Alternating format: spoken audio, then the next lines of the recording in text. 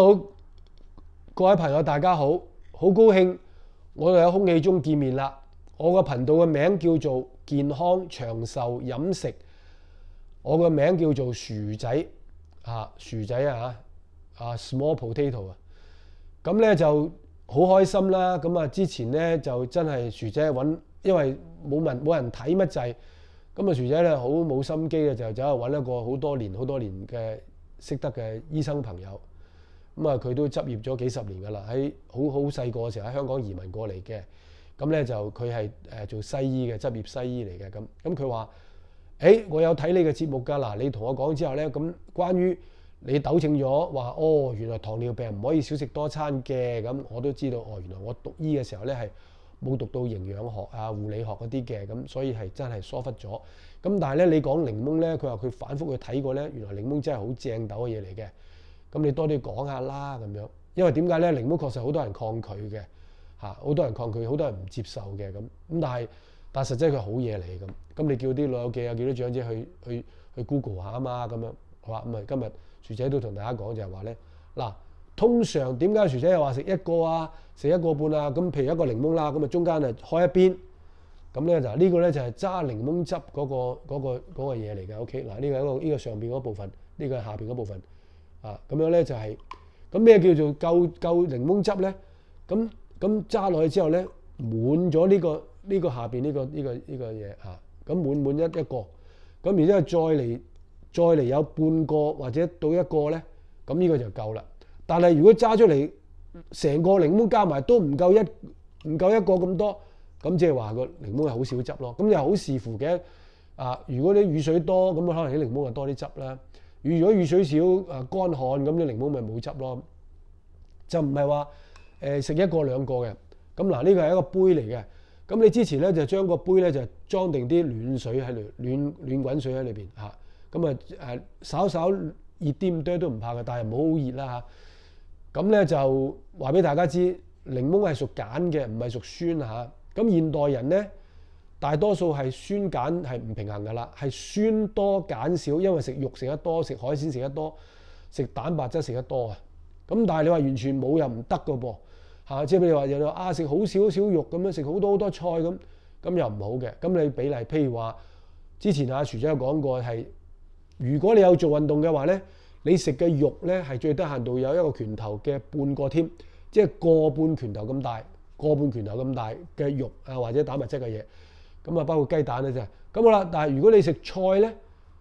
薯仔係非常非常之建議你係3倍至到4倍都唔多嘅。咁呢個就係未包括水果未包括水果，未包括生果咁生果有好多好好嘅咁譬如好似你話藍莓黑莓啲咪好咯。菜裏邊都好多好好嘅好似苦瓜涼瓜苦瓜啲係降血壓又降血糖嘅。不過而家冬天咧，苦瓜就可能種唔到出嚟咧，就賣到好貴。咁薯仔都冇食咗成，我諗都將近有2個月冇食過，因為好貴嘅苦瓜，貴得好交關，甚至冇貨添，冇苦瓜賣嘅。咁苦瓜係降血糖、降血壓。咁然之後咧，羽衣甘藍就好嘅羽衣甘藍之前有講過啦，對呢個柏金遜又好好嘅，對呢個胃酸倒流，即係胃食道逆流咧又好好嘅。咁總之就係羽衣甘藍咧，即係太子食唔壞啦，幾好啦咁佢又都會有好好嘅膳食纖維咁但係千祈唔能夠攞嚟打汁飲嘅好似台灣有啲朋友就好招積啦，就話綠拿鐵咁即係綠拿鐵，即係綠色嘅拿鐵咁就打汁飲，咁結果咪出事咯即係會生石咁咯，即係出咗啲即係無啦啦整咗啲生啲石出嚟。咁薯仔食羽衣甘藍食咗都好幾年㗎啦，咁但係到而家啲事都冇，就係因為薯仔係霎水食嘅，霎水之後啲水又唔要咁薯仔朝頭早食成嗰啲飯碗一大嗰啲碗咧，都即係好似出邊嗰啲雲吞麵碗啲成碗食成碗菜有多嘅 OK 咁所以咁都未計話呢啲菜啫喎，綠色啫喎，未計話木瓜、南瓜蘋果嗰啲喎亦都未計話藍莓黑莓嗰啲喎。咁所以薯仔食好多呢方面嘅嘢，咁但係雞食雞丸咁咯日頭中午嗰餐食其他咧肉豬肉或者食魚或者食蝦或者係食其他嘅三文魚啊之類啊嗰啲。好啦，咁啊嗱，咁啊同大家再講一樣嘢就係話咧，咁你要知道一樣嘢就係話，你當你飲檸檬汁水嘅時候咧，你點樣都好啦，盡量唔好俾蜂蜜啦嚇，因為落蜂蜜咧就即係成杯嘢破壞晒㗎啦，就好似等於你飲咖啡咁樣，飲齋啡、飲黑咖啡係好好嘅抗氧化劑喺裏邊嘅，但係如果你一旦落咗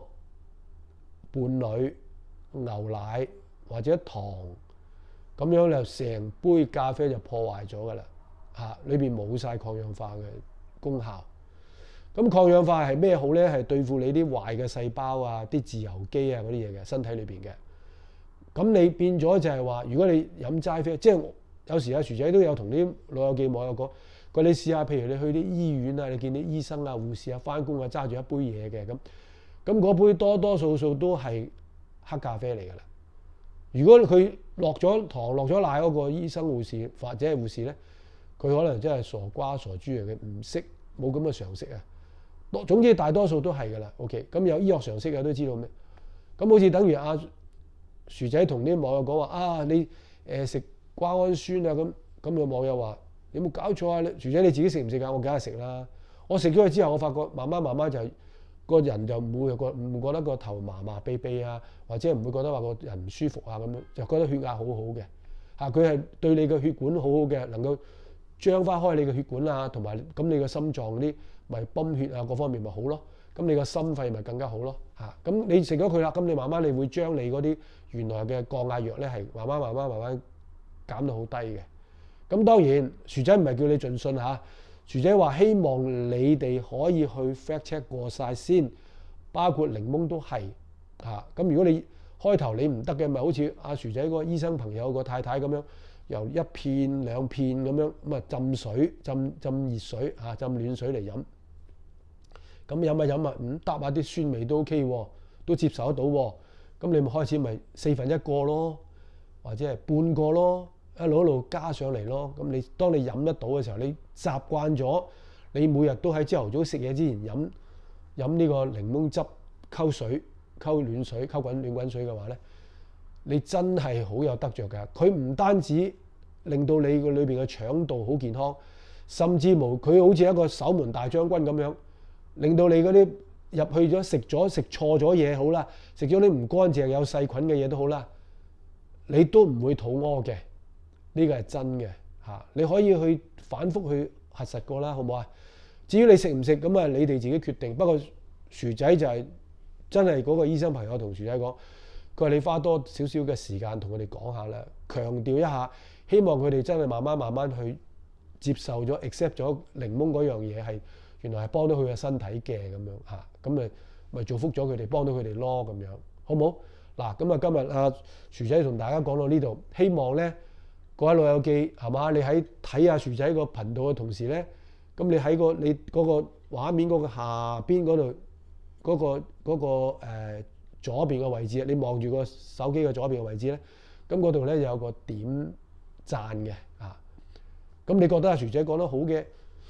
係咁意咧，俾個點讚啊薯仔啦嚇，因為 YouTube 咧都幾緊張，阿薯仔講啲嘢出去有冇人讚？如果冇人讚咧，佢話：嘿，你條友仔冇人讚嘅，掟你車咁樣，咁啊薯仔冇得講啦，係嘛？當然阿薯仔即係可能有少少講笑成分，但係希望俾個點讚薯仔，好唔好啊？